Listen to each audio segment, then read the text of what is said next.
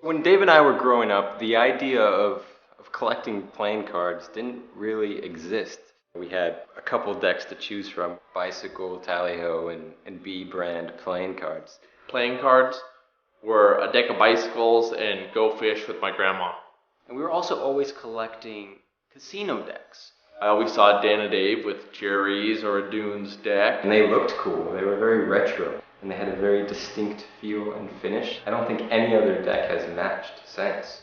But at the time, that was it. There weren't really any custom playing cards or unique back designs. And I think it was always in the back of our mind, hey, we should do our own deck of cards. And at that time, the first thought was, how the hell do you design a deck of playing cards?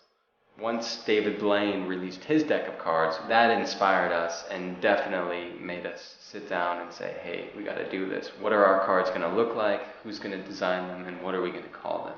When Dan and Dave told me they're making their own deck, and I, as a joke, said, make one white, one black, call it smoke and mirrors. It's just an empty canvas. Anything can be on this card. And I think it took working with Cy Scott initially for us to grasp that. Then it just opened the floodgates. The exciting part about designing a deck of playing cards is seeing where you can take it. When we released the first edition, we had no idea there would be a second, third. Initially, I don't even think the thought of selling it occurred to us. The first time I ever heard of a playing card deck being sold for over $100, I looked and saw what it was. It was a smoke and mirrors deck. I couldn't believe it.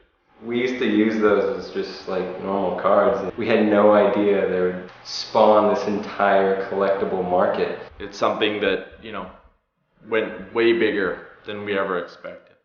It's amazing the recognition and the support the cards have had over the years. The smoke and mirrors were designed for magicians and cardists. They were designed to be used. We built them to last, to be beautiful, to fan well, to shuffle well. And as we printed the following editions, we always added something new. What if we could do this? What if we could do that? It was always just our mission to constantly improve the quality of the cards. There was always a limitation in the past, whether it was budget, technological reasons. What's the next big thing? And now it was, pull out all the stops. At first, version 7 was just going to be another color. We actually teased it in version 6 by including an ad card that was potentially the design for version 7.